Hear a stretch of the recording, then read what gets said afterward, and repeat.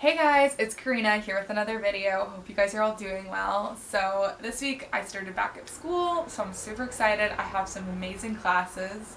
I'm taking Thinking of Sociology, Gender and Sexuality in Africa, Sociology of Sex and Sexuality, and Critical Disability Studies. So I'm super excited. I already had 2 classes and they were amazing. It's gonna be an awesome year. And yeah, this week has been going really well. I'll link up this picture, but I did a little Heartstopper mural in my room and it's super cute. I would highly recommend, if you're a Heartstopper fan, to do your own.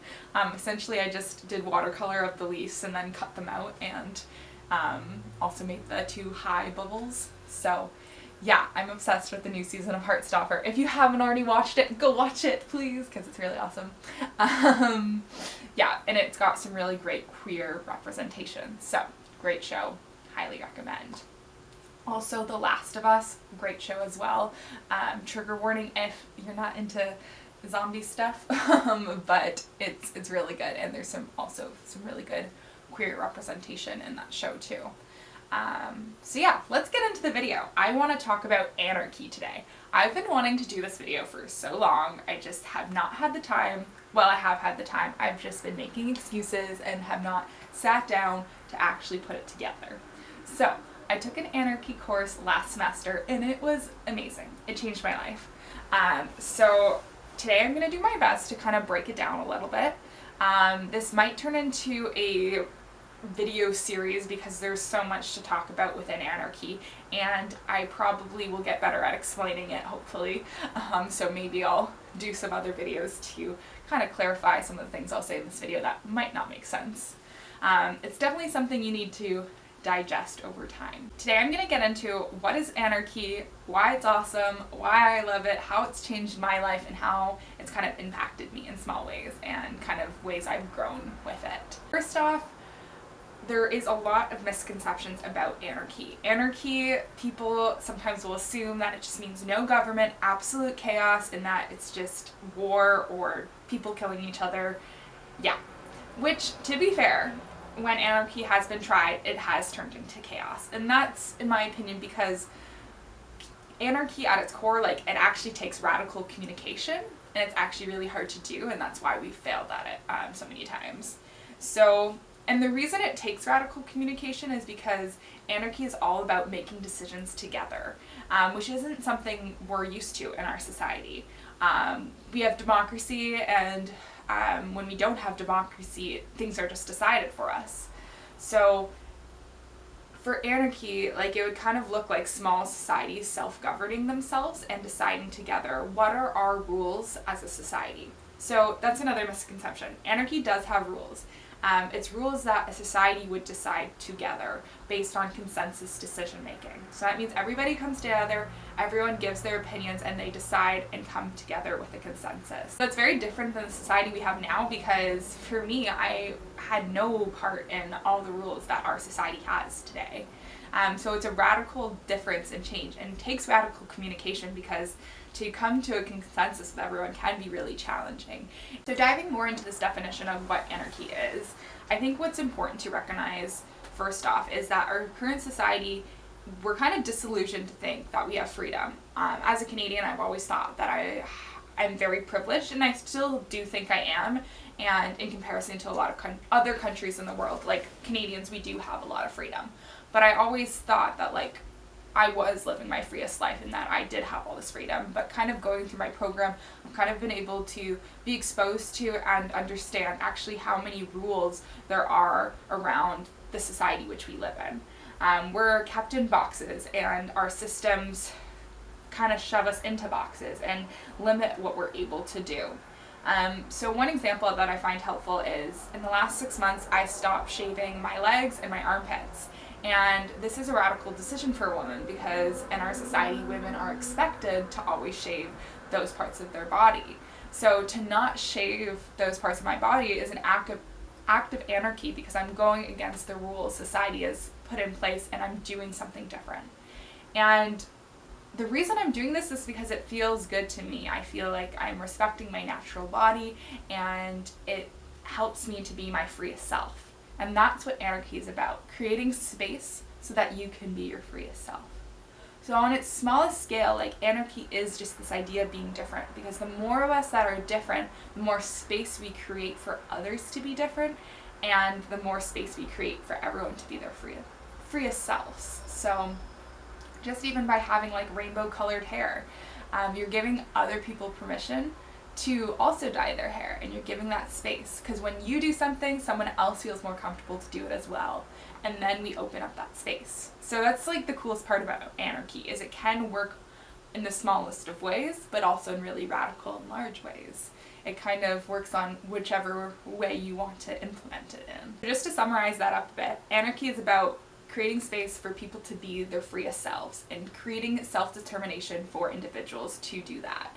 And I think the greatest thing about anarchy is looking at our society and thinking about, how can we reorganize our society? How can we dismantle the systems we have so that people can be their freest selves?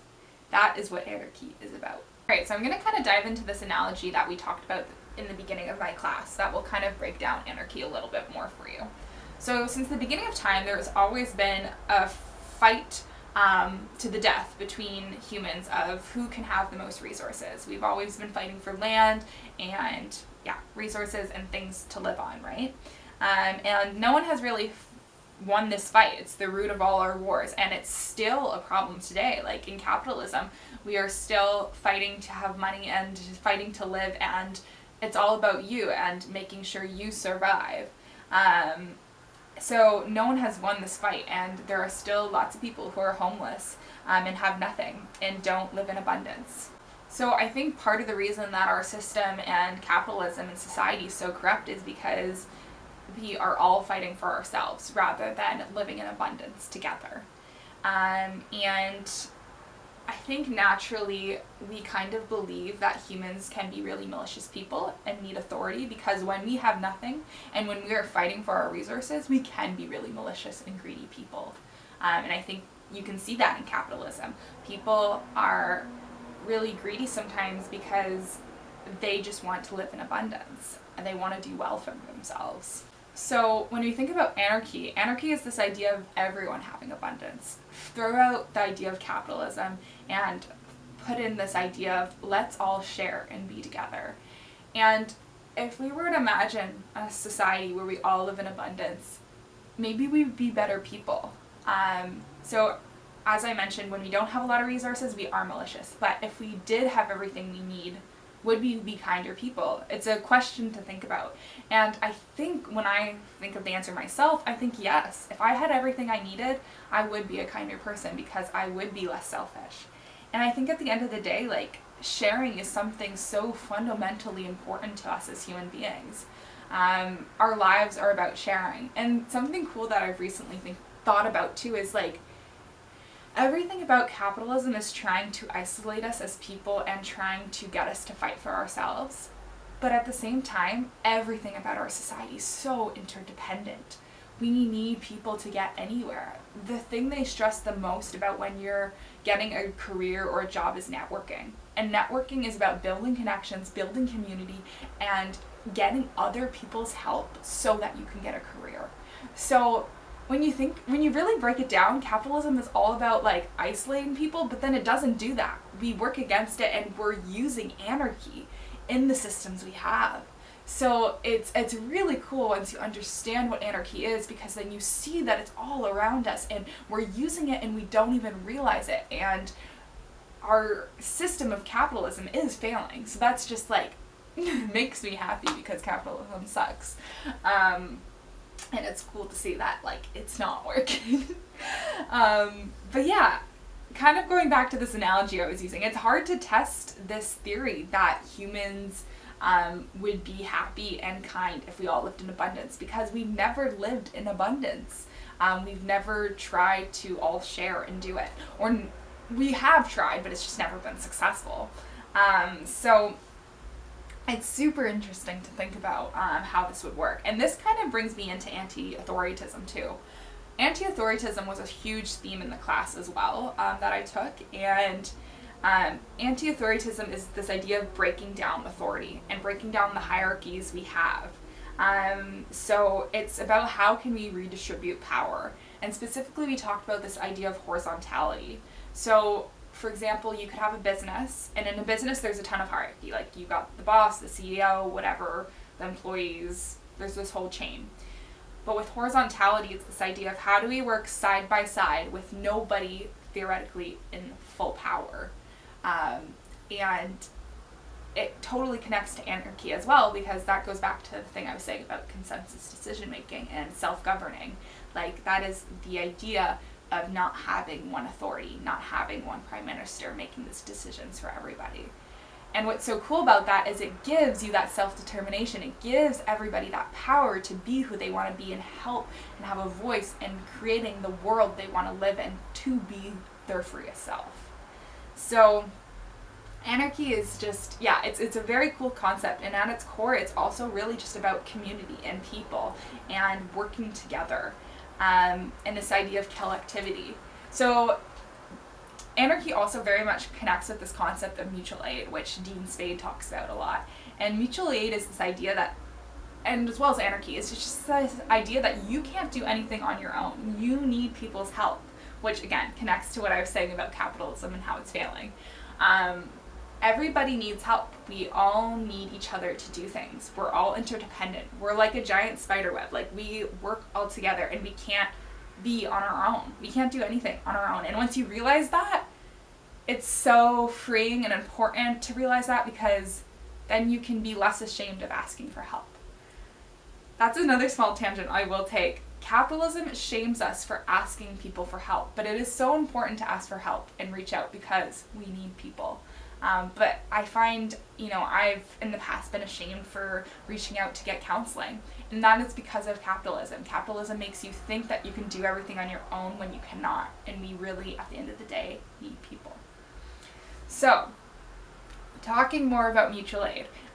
So expanding on that definition a little bit, mutual aid is also this idea that, like, the government will not provide for us, so we must provide for ourselves and help each other out. And so for example, like, if the government isn't providing free basic income to everybody, then, it means finding the people who need money and supporting them potentially, or giving food to people who are on the streets. It's about helping people out and recognizing that we need community to survive, and we need to work together, and sometimes the government is not going to see that. So it also looks like volunteering, like volunteering at a sport league or something, because the fact is sports are not free or accessible for children, and those are important things for children to get involved in. So mutual aid is a super cool concept and something I try to use in my own life. Mutual aid isn't attainable forever though, because you're constantly having to advocate for yourself and create these communities that allow for that support that are not permanent. For example, like nonprofits. That is mutual aid and they are helping, but nonprofits aren't permanent. They lose funding, they aren't consistent, and it's not a perfect system. So what we actually need is like material change. And material change would be the government granting everyone free basic income. It's like actual practical change. Versus like symbolic change is like saying, okay, let's not discriminate against queer people. Well, like, that's very symbolic. Where's the actual money or action behind it? So while we're doing mutual aid, we also need to be advocating for material change, because mutual aid is not something that's permanent, and it takes work to create mutual aid. So these are some cool concepts that kind of help me in my own social justice work and in my own life. So the ways mutual aid has impacted my own life is that when you recognize that you need people, you can give yourself more space to ask for help. So I find in the past I would experience a lot of shame for asking for help, and even just like going over to the neighbors and asking for some sugar, like I wouldn't want to ask for help. I wouldn't want to do that. I would want to go to the store instead.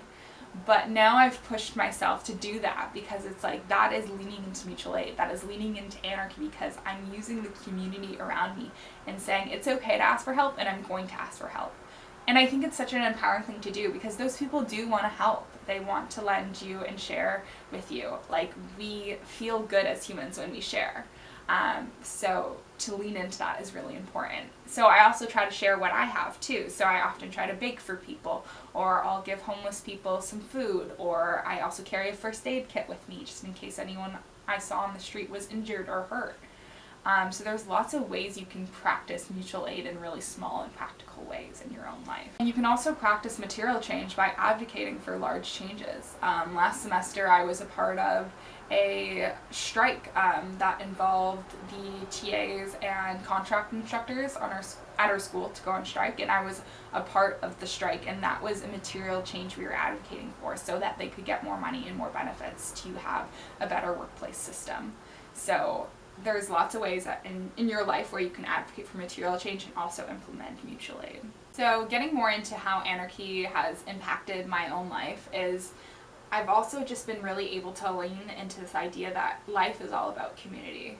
We need support as people, kind of adding on to what I've already been saying, but it's so important to have friends and family who support you and to be building that community around you and lean into that. And something I also learned in the class too was like how important it is to share art with the community around you and the people around you. To share art is just so beautiful because people can see you, and to create art, it also, you need community. Like everything we do as artists comes from other artists and ideas and people sharing their art, and it's this whole process of collaborating. So that was super cool to realize as well, that like I never do art on my own. I take inspiration from what I see and from the art I look at and the people around me. So art is a collective process, which is such a cool thing to realize too. Again, it's an opportunity to lean into the support you have and realize that everything you do is a collective process. Anarchy has also given me permission to try things without expectations, because going back to the rules and systems of society, there is this immense pressure in our society to be good at everything you try. So growing up, I never bothered with math and music because I tried those things and I thought I wasn't good, so I didn't bother pursuing those things. But at the end of the day, you don't have to be good at everything you try. It's about doing these things for fun and doing these things for the process and to learn and to engage in something new. So in the last 6 months, I recently tried picking up ukulele again, and that's been something super soothing and meditative for me, and it's been so good to try to sing as well and lean into that and realize like, hey, I'm actually not bad at this. And when we give ourselves that room just to try things, it can be really beautiful, and it can open us up to be more open people and more creative people. And that's a whole nother tangent as well. Like, anarchy really connects to creativity too. And the more space we give ourselves to try things, the more creative we can be as human beings. Because when you open up that space, you can just try so many different things. And creativity is all about trying things and using trial and error to create something amazingly cool and intricate, right? So that has been really cool as well. And I think I've mentioned in one of my videos that I've been doing some work with a prof about creativity as well. So I'll probably have some more videos about creativity too, hopefully coming out. But yeah, anarchy has given me that permission to kind of break the rules and just be who I am. And dress the way I want to, act the way I want to, talk the way I want to, and just kind of let myself break the rules a little bit sometimes. I mean, I'm not breaking any laws, but you know, I try in my own life just to break the rules a little bit by like dancing on the street, because why not, you know, or wearing a rainbow colored dress because why not, you know. It's about just doing these things and being like, yeah, I'm gonna do it. It's fun. It's cool, you know. So anarchy just gives you that permission to build your life and live however you want to live. And kind of bringing it back to community and living the way you want to live too. I think within our own relationships and family structures, we can also use anarchy if we want to. In our world, there's not a lot of space to love who you want to and be in the relationships you want to be in. We're very oriented around monogamy, and we are very also oriented around heterosexuality. And I think in some regards we've gotten to a point in our society where we've created a lot of space for queer people, and that's been something that's been more accepted. And yeah, in saying that though, like, other countries though are definitely not as far as Canada is with the LGBTQ community and the rights, and also there's just been a lot of 2S LGBTQ hate recently in the news, so that has not been great. So yeah, there hasn't been more space for queer people, and then on top of that, like, there isn't a lot of space either for polyamory, which is the idea of having multiple romantic relationships with different people. And polyamory definitely really connects with anarchy as well, because polyamory is about having community and is about having multiple relationships and having the freedom to have multiple relationships.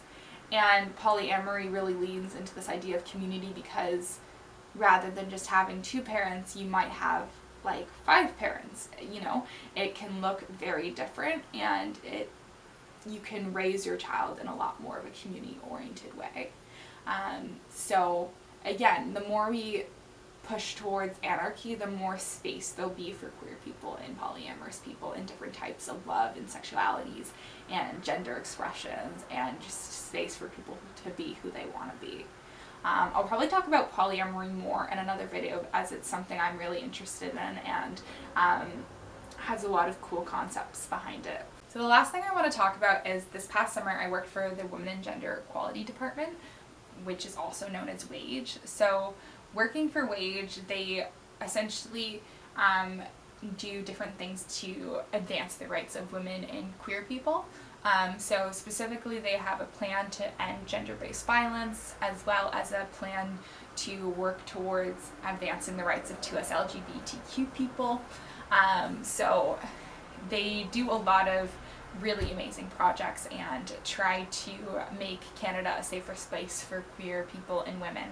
And I got to work on a web publishing team, so I was a part of publishing these changes that were happening on the government site. So that was something really cool to be a part of. And working for WAGE was an act of anarchy, which is kind of sounds funny because a lot of people think anarchists are anti-government, which isn't true necessarily. Like, I'm personally not anti-government. I do think the government does do a lot of amazing things for our country, and it's more just about changing how our government is run. But the fact that we have a department for women and gender diverse people is an act of anarchy, because these are voices that have historically been marginalized, and we are creating a space for them in our country and in our government, and we are creating a space for their voices to be heard and to advance their rights. So that is so incredible. So I wanted to point that out because anarchy is all around us if you just look for it. And we can work within the systems we have to create anarchy, which is just so amazingly refreshing for me, because I always find it's such a challenge to kind of live in line with my values. But what you must recognize is you can never live in your values. Like, you're always going to be doing things that you don't agree with. Like, I find I don't like to buy things because I know that maybe a child in slavery made this. But the fact is, sometimes I need to support myself. I need to wear clothes. So it's about recognizing the systems we have are broken and then making small changes to make the systems we currently have better. And that is what anarchy is about. And I think that's also just how you be a better person and how you create a better world to live in. So I hope you learned something today, and I hope you can kind of take the things I talked about today and digest them, and also maybe reflect on what change means to you. I want to do another video about this as well, but for me, my vision of change has really changed, has really shifted, and I think the biggest thing I've realized is change takes time, and sometimes the most impactful thing we can do is the small little things, because those small little things turn into radical big change.